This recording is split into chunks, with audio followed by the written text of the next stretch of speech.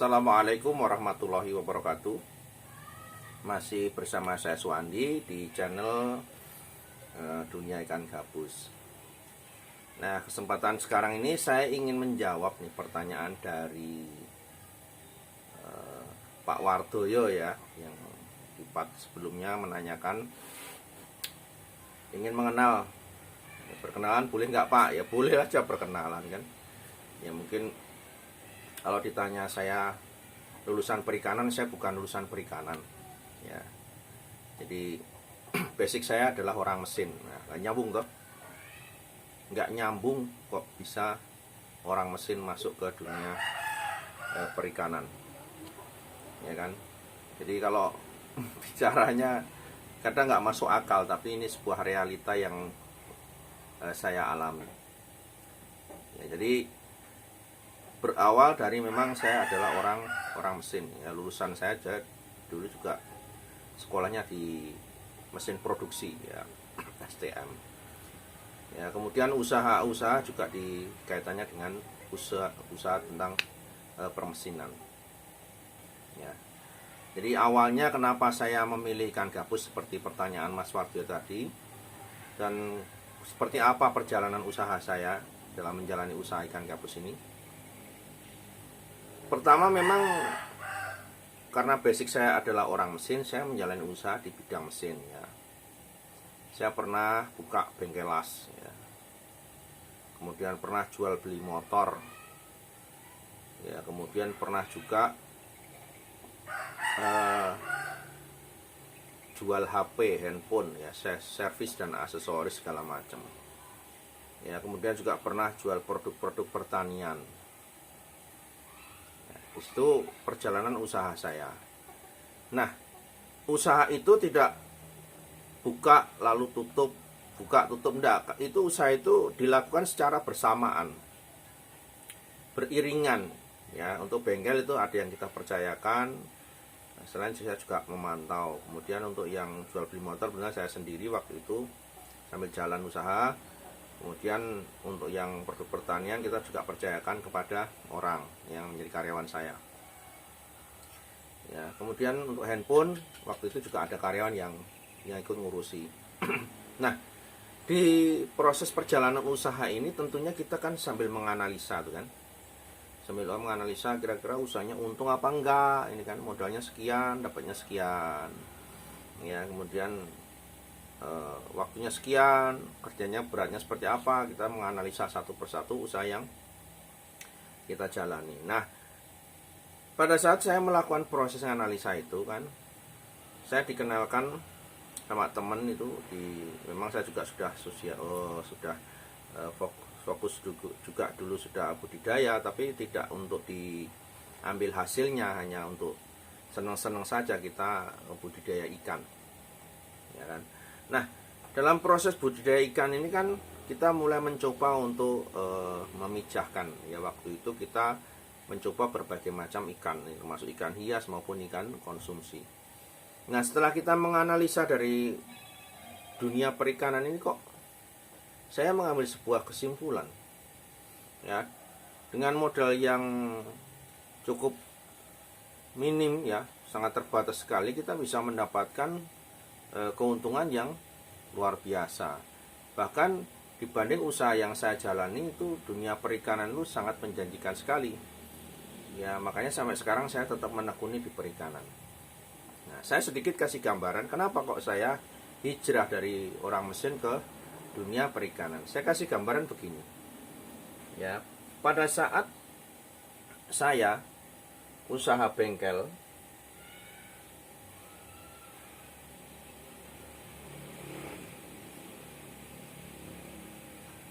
ya, usaha bengkel nih, kita cerita masa bengkel. Modal yang harus saya keluarkan untuk di awal saja hampir 150-an juta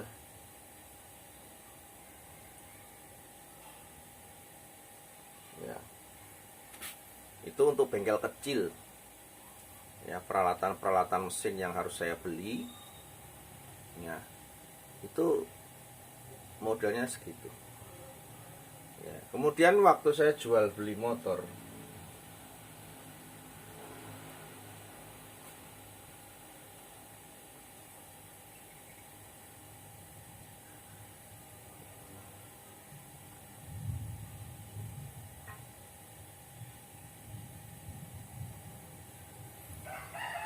Saya mulai dengan 5 unit waktu itu 55 juta.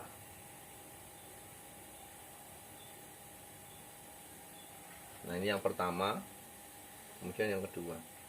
Ini yang ketiga, handphone.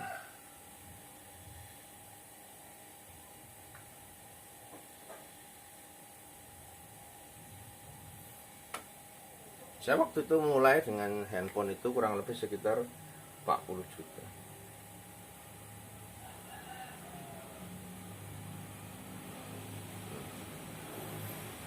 Dari usaha-usaha ini kemudian saya yang keempat itu di pertanian. Produk pertanian.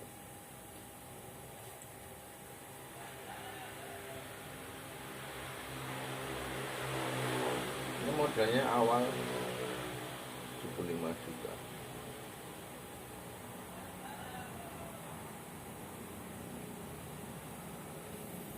Nah, dari usaha yang sudah kita lakukan ini kita mulai menganalisa kan. Ya enggak? Ya, bengkel ini pada saat kita buka itu cari 1 bulan pertama 5 juta aja sudah minta ampun. Betul ini, ya.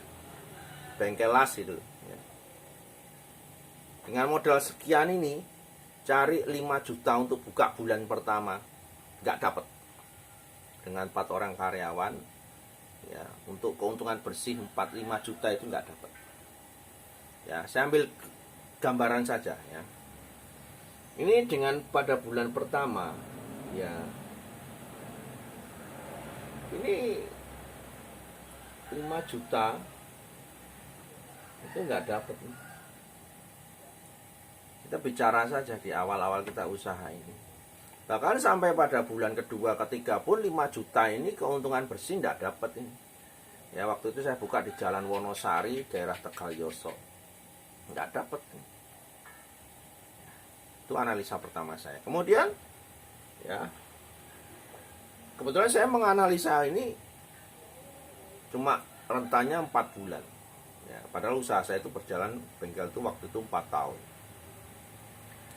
Kemudian jual beli motor bekas. Jual beli motor bekas itu modelnya berapa? 10 juta, 7 juta, 8 juta, kadang 9 juta bekas second. Saat kita jual yang datang itu maklar yang paling banyak. Ya kan? Saat kita jual motor iklan itu yang datang maklar. Untungnya berapa toh? Ya. Untungnya kita 1 unit dapat untung 500.000 misalkan. Yang datang maklarnya 3. Mereka 100, 100, 100, saya 200. Saya modal 10 juta ya, dapat 200. Itu yang cuma modal ini aja, modal C. Itu dapatnya 100, 100, 100 kan? Enggak. Dan itu persaingannya sangat ketat sekali. 1 bulan saya cari 5 juta enggak dapat. Bulan pertama, kita bicara bulan pertama ini.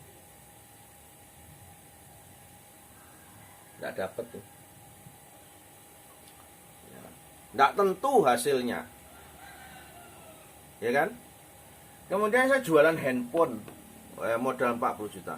Berapa sih untungnya handphone baru itu? Ya.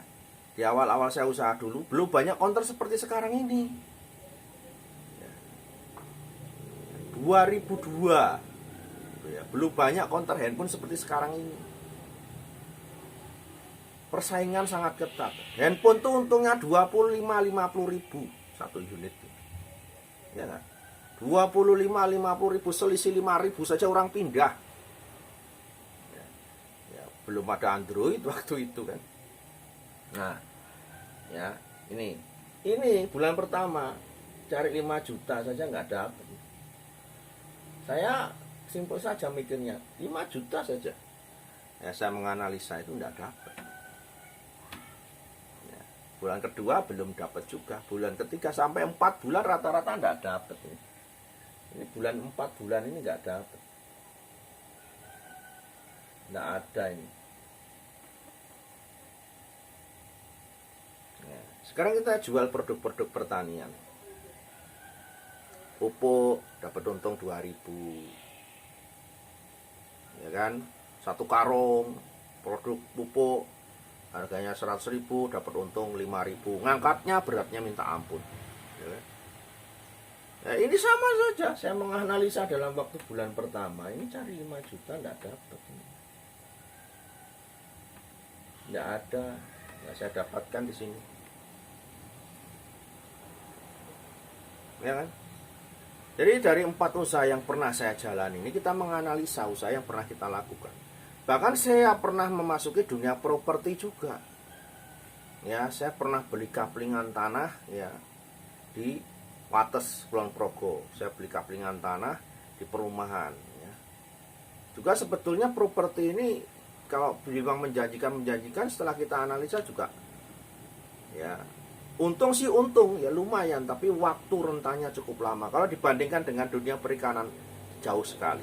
Saya nanti bisa jelaskan kepada teman-teman semua yang melihat tayangan ini. Nah, dari usaha ini ya, empat usaha ini, kemudian saya mencoba usaha yang terbaru ya di dunia perikanan. Waktu itu saya membeli 1 pasang induk, harganya 100.000 ikan. Saya nggak usah sebutkan ikan apa, yang jelas ikan ini saya beli waktu itu 1 pasang. 1 pasang ikan konsumsi. Jadi usaha ini masih berjalan. Kemudian saya beli 1 pasang ikan, harganya 100.000.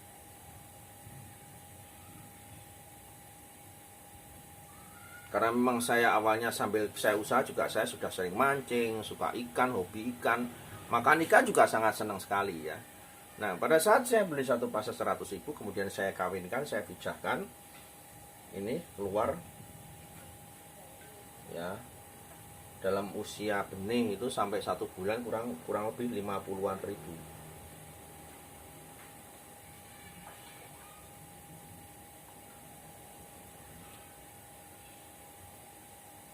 Ekor ya kurang lebih lah ini kan. Nah, benih ini saya rawat sampai usia 1 bulan. Kemudian kebetulan teman juga membesarkan ikan konsumsi, dia beli sama saya. Udah tak beli karena dia juga bakul, tak borong 50.000 ya, 50.000 dia kasih saya uang itu waktu itu ya 3 juta. Waktu itu 3 juta ya. Awalnya 3 juta dulu, jadi dia kasih saya 3 juta.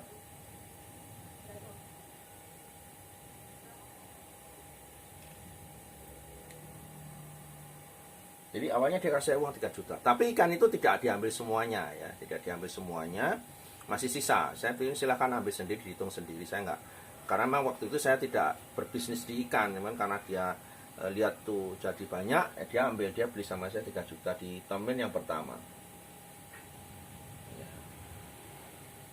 Nah, ikan ini masih sisa ya, masih sisa. Saya nggak tahu jumlahnya waktu itu berapa. Maksudnya perkiraan temen tuh bilang kurang lebih sekitar 50.000 ini anaknya.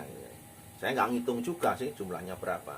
Nah, pada saat dia bilang nanti tak belinya aja, nah, dia beli 30, kasih 3 juta sama saya, masih sisa di situ.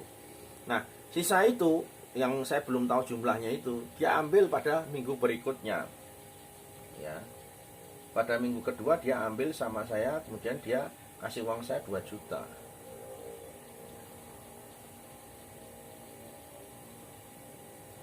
Saya waktu itu hanya berpikir gini, ini beneran nih, kamu kasih uang saya 3 juta, kemudian sekarang kamu kasih uang saya 2 juta, beneran? Lihat ya bener, emang gak salah gitu kan.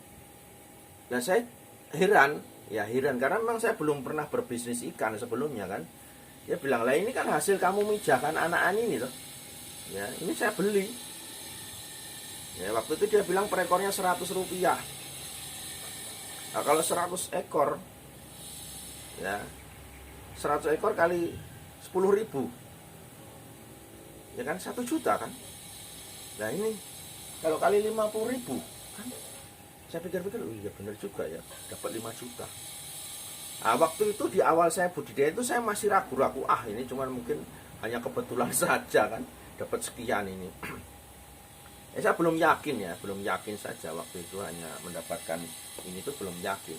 Nah kemudian di bulan berikutnya saya pikir gini, kalau 1 dengan modal 100.000 dapat 5 juta, saya kalau tambah indukannya ini mungkin bisa lebih kali lipat. Saya tanya sama teman saya yang beli itu, yang bakul ikan itu, ya, kalau aku neteske 2 sampai 3 induk atau 5 induk, kamu mau beli nggak? Dia bilang, siap tak belinya gitu. Oh ya wes, dibelinya. Akhirnya apa?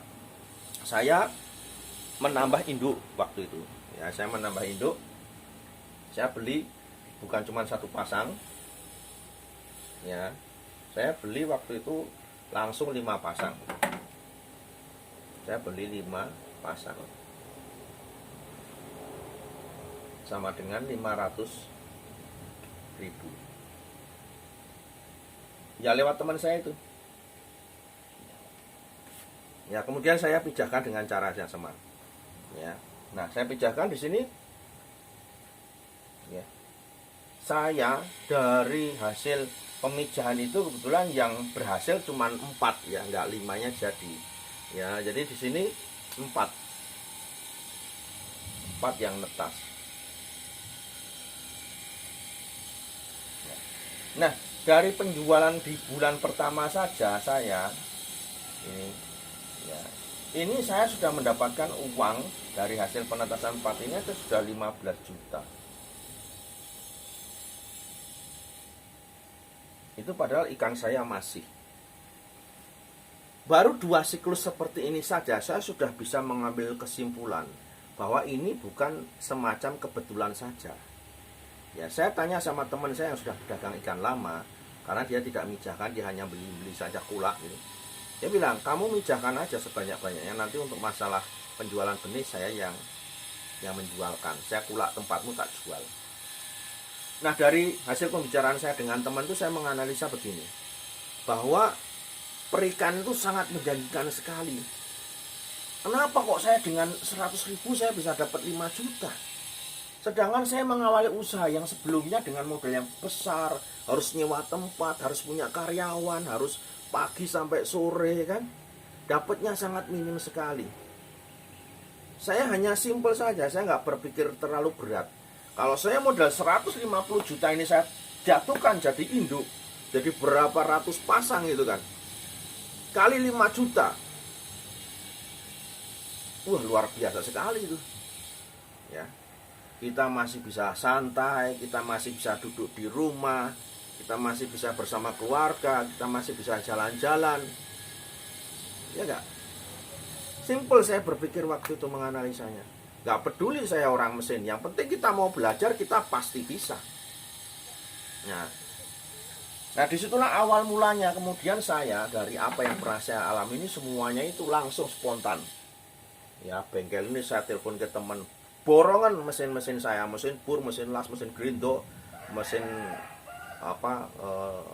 las, ya, peralatan-peralatan ragum, bur tangan, bur duduk, semuanya, grindo slab, mesin potong besi, semuanya saya borongkan sama teman saya. Udah, bayaran semuanya berapa terserah, nggak udah urusan, saya nggak mau lihat lagi ya peralatan ini.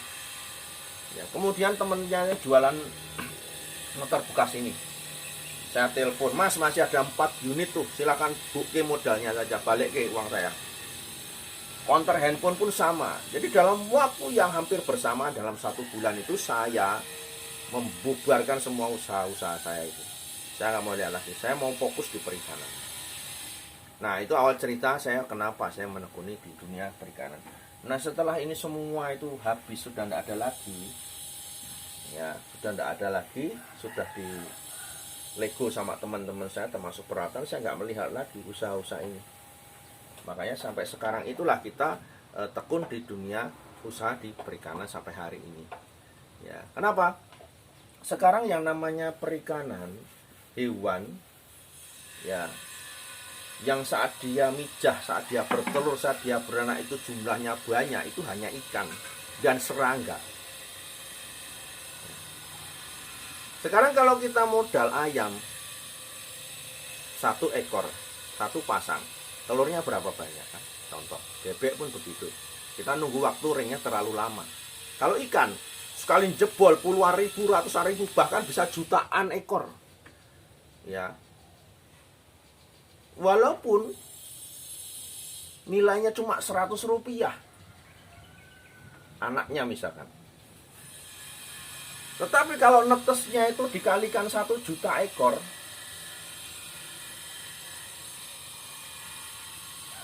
nah ini luar biasa Pak. Nih, sekarang saya tanya, usaha apa yang 100.000 modalnya,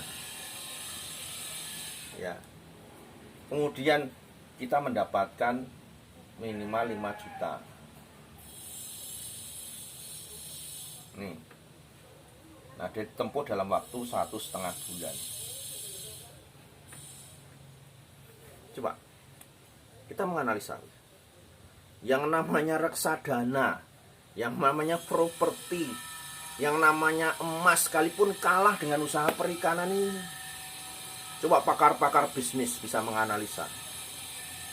Ya, mereka nggak bisa berjalan dengan modal 100.000. Properti bisa, semen aja dapat 2 sak, kan? Sementara sama-sama 100.000 nggak bisa jalan untuk mendapatkan 5 juta.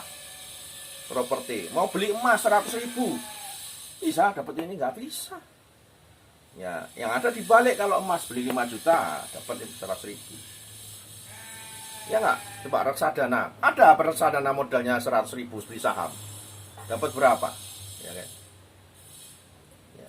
Jadi saya bukan merendahkan, tapi kita menganalisa agar apa? Tidak banyak sekarang orang yang mau terjun di dunia perikanan. Kenapa? Perikanan dianggap hanya sampingan. Justru kalau menurut saya, dunia perikanan adalah dunia bisnis yang sebenarnya. Ya kan? Sekarang ditrenkan dengan bisnis apa? Coba kita hitung-hitungan. Nggak ada yang menang dengan usaha perikanan. Ya. Jadi cepat sekali. Sekarang coba kalau teman-teman tuh punya ini dengan ini 100 rupiah per ekor, itu aja kalau kita bicara hanya 1 pasang. Nah, coba kita punya 1.000 pasang. Nah, ini, ya kan, luar biasa sekali. Ya, saya mengalami dan saya melakukan. Di sini saja ikan gabus setiap bulan mengeluarkan benih sampai ratusan ribu. Ya. 100.000 saja sudah 100, ya, 100.000 saja, coba dihitung 100.000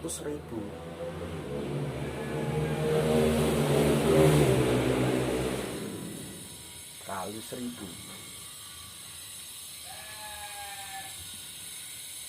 ini sudah 100 juta.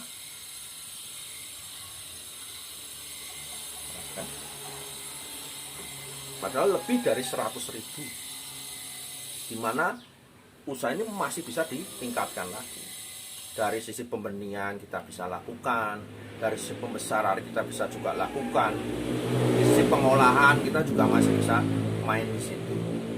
Nah, jadi mengapa saya menekuni ikan dunia perikanan? Saya sampaikan kepada teman-teman semua, bagi yang sudah menekuni dunia perikanan, jangan pernah berpaling, fokus tetap di situ, apapun itu jenis ikannya. Saya katakan, ya, apapun itu jenis ikannya. Sekarang ikan cedol yang kecil-kecil itu, yang orang bilang tidak ada harganya itu, walaupun nilainya 100 rupiah, kalau kita mijahkan dalam jumlah jutaan ekor, wah luar biasa besar itu Pak. Kalau diseriusin. Nah, kebanyakan kan orang tidak konsisten dalam usaha perikanan itu. Karena bilang teman, usaha perikanan itu nggak menjanjikan. Kenapa? Dia tidak konsisten. Dalam sebuah usaha apapun, yang kita butuhkan adalah selain kita tekun dan fokus di situ, kita juga harus konsisten. Kita bikin branding usaha kita masing-masing. Ya, baru kemarin usaha nila. Ya, 3 bulan bosan ganti gabus. Ya, kemarin lele, bosan ganti gabus. Kemarin gabus, bosan nggak jadi ganti nila. Ya, namanya orang usaha itu harus konsisten. Tidak ada orang yang menjalani usaha dalam waktu yang bersamaan dengan jenis yang bermacam-macam bisa berhasil. Harus fokus salah satu. Ya, misalkan contoh, ketemu namanya Pak Budi. Orang datang, oh mau beli lele Pak Budi. Iya. Ada. 2 bulan lagi beli. Lele ada. 3 bulan beli datang, wah lelenya sudah nggak ada, sekarang ganti nila. Orang nggak yakin di situ, branding itu tidak akan tercipta. Namanya budi lele itu tidak akan tercipta. Coba kalau sampai 10 tahun, 20 tahun dia fokus di lele, nah dia akan terkenal di situ juga. Walaupun seperti apapun harga pasaran, dia akan tetap terkenal. Yang ada terjadi sekarang kan nggak pindah-pindah, besok nila, lele, bawal, ganti nila, ganti patin, ganti apa, nggak ada yang fokus di situ. Fokus itu penting sekali, sehingga apa? Di fokus itulah kita akan menjadi orang yang ahli, kita bisa menguasai bisnis kita. Sambil di situ kita belajar, sambil itu menguasai, di situ kita menganalisa apa yang kita lakukan saat ini. Makanya kalau kita mau bisnis di perikanan harus fokus salah satu dulu. Ya, jangan menjadi kutu loncat. Nah, kutu loncat itu begini. Besok rame ikut itu, besok rame ikut ini, besok rame ikut itu, besok rame ikut ini. Nggak jalan semuanya. Harus ada salah satu. Kalau memang mau fokus di ini, tinggalkan yang lain dulu. Semua ikan itu karakternya beda-beda. Penanganan masalahnya juga beda-beda. Jangan disamakan. Ikan sisik dengan ikan tiga sisik beda. Ikan lele dengan gabus beda karakternya. Tidak bisa disamakan. Bakteri virusnya juga beda-beda. Yang menyerang ikan sisik dengan ikan tiga sisik juga beda-beda. Makanya harus dipilih salah satu agar kita fokus dalam menjalani usaha itu. Jadi teman-teman yang mau menjalani fokus di dunia perikanan harus jelas. Mau kemana nih usahanya? Mau tujuannya di mana nih yang dipilih. Jangan semuanya dicampur aduk gaduh-gaduh. Nggak akan ada yang jadi, saya jamin 1000%. Ya, yo nila, yo bawal, yo tombro lah. Kalau pemancingan beda ceritanya. Atau bakul silakan. Ya, menjadi orang yang pembudidayanya bermacam-macam ikan itu. Ya, kalau sekedar asal hidup-hidupan mungkin iya hidup. Tapi kalau dianalisa usaha bingung itu nanti. Kacau semuanya. Ya. Jadi harus ada fokus salah satu sehingga mendapatkan hasil yang maksimal. Sehingga profesionalitas itu akan ada. Suatu saat kalian menguasai lele, kalian akan paham di bidang lele, kalian mengetahui masalah lele, kalian mengetahui pemasaran lele. Nah, di situ yang ada. Yang tidak membuat orang fokus sehingga orang tidak percaya sama kita kalau kita tidak fokus. Ya, tetapi kalau fokus, Mas minta lele 1 juta ekor, siap. Wah, kan? Pak Suhandi, besok kirim gabus 500.000, besok saya kirim. Nah, apa? Fokus di situ. Sehingga kita bisa menciptakan sebuah kesepakatan, sebuah keyakinan orang pada saat mengambil keputusan untuk berbisnis dengan kita. Nah, ini yang perlu saya sharingkan ke teman-teman. Dan juga dari pertanyaan Pak Wardoyo tadi tentang kenapa saya memilih di dunia perikanan. Dunia perikanan, dunia yang saling menjanjikan, prospek ke depan sangat besar. Apalagi kan gabus nih. Di dunia pengolahan albuminnya ini loh, sangat dibutuhkan oleh orang seluruh dunia ini. Bahkan yang COVID Corona ini, orang-orang yang masalah kesehatan ini juga membutuhkan daya tahan dan kekebalan yang bisa didapat dari albumin. Orang patah tulang, orang sesar, ya orang luka bakar, orang kecelakaan, itu semua, orang stroke, diabetes, asam urat, semua membutuhkan albumin yang fungsinya untuk merevitalisasi sel tubuh manusia. Ya, ini sekedar sharing dari saya, tetap fokus di salah satu bidang. Kalau memang tekun ikan gabus ya tekun ikan gabus, kalau lele ya lele, kalau bawal ya bawal, kalau nila ya nila. Jangan pindah sana pindah sini. Orang semakin bingung, ya kan? Ya, brandingnya nila kok jualnya gabus. Ya, saatnya jualan gabus didatangi kok gantinya lele lah, udah bingung. Usaha itu tidak akan jalan, hanya akan seumur jagung saja. Saya yakin itu, karena fokus itu akan membuat orang jadi semakin yakin, betul-betul menguasai. Ya, kalau nggak fokus itu tidak akan mendapatkan penyelesaian. Yang ada hanya bosen. Begitu ikannya sakit, kena masalah, dibuang ke selokan, nggak dicari solusinya, nggak cari obatnya. Besok ganti lagi gitu kan. Ya, oke, itu ya sharing dari saya. Tidak bermaksud untuk menyinggung salah satu pihak atau siapapun. Yang jelas di sini dunia perikanan harus diperjuangkan. Teman-teman yang mau fokus di perikanan silahkan. Dan kita sharing-sharing berbagi ilmu di sini di dunia ikan gabus. Dan kita tetap akan memajukan ikan gabus di Indonesia. Siapapun itu ikan gabus, ikan Indonesia, milik Indonesia, dan kita harus kembangkan sebaik-baiknya.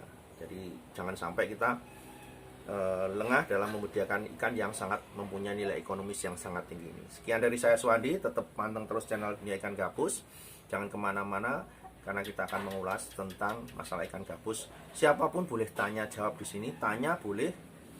Ya, permasalahan tidak harus yang menjadi mitra saya, siapapun yang tentang budidaya ikan gabus, siapapun yang ingin belajar ikan gabus, yuk kita belajar bersama. Saya bukan ahlinya, tapi saya tetap masih belajar sampai hari ini. Sekian dari saya Suhandi. Assalamualaikum warahmatullahi wabarakatuh.